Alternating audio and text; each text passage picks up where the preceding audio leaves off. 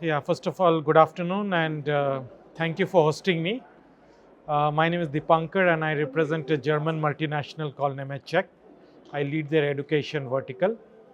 Uh, we are a technology solution provider, but specifically in the architecture, construction, engineering and construction industry, which in terms of the academia translates to civil engineering and architecture. Now, if you look at technology per se, technology is a big enabler both inside and outside the classroom. Now, when I talk of inside the classroom, we look at design related courses in both architecture and civil disciplines, where the technology can be embedded in the course to understand the application of those courses. For example, when you, let's say you talk of any design course, you have the theory portion. Technology will help you understand the concepts better. Okay, so what I mean by that is when the students understand the concepts better, they'll be able to relate it to the real world projects or real world applications. Okay, now you can either do it within the regular curriculum, or you can do it as a value-added program or as an elective curriculum. The second bit, which is most interesting, is outside the curriculum. And the typical example for that is project-based learning. Okay, the National Education Policy talks about project-based learning, and for that, programs like design competition are very vital and relevant. So we'll give a problem statement.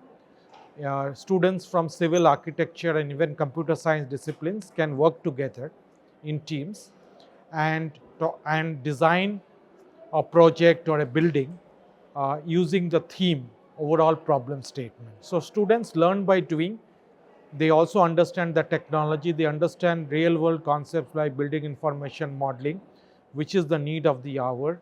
Because as I mentioned in my talk today, that there is a dearth of civil engineers in the country, and we need relevant civil engineers for the new job roles of the industry. So we as a technology solution provider can work with the academia at large, both inside and outside the curriculum, to make students industry ready. So this is the impact we are talking about, the need for skilled civil engineers, architects and designers.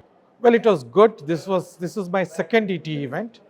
In Lucknow, it was more of participation, but this time we are participating in a larger way. So first of all, thank you for working closely with Nemetschek. Overall, I think the experience has been very good, interacting with the thought leaders, the policy makers, and today I happen to meet a lot of my old friends from the academia.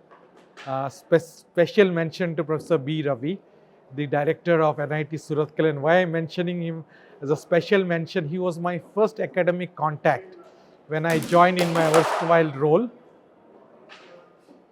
He was my first academic contact way back in 2005. So it was a pleasure to meeting not only him, but other thought leaders from the academia, the education secretary. So overall, quite a good experience. Look forward to continued engagement. My only request to ET education would be to find out a way how you can retain the audience in the afternoon session. Okay, so it's a feedback, but of course we had reasonably better audience in Bangalore this time, but I think it's important because we put in a lot of effort. Okay, so if there is any way to entice people for the whole day, it will be very much appreciated. But nevertheless, I think it was a great day, and I look forward to the ET event in Mumbai on February 26th. So, Jai Hind.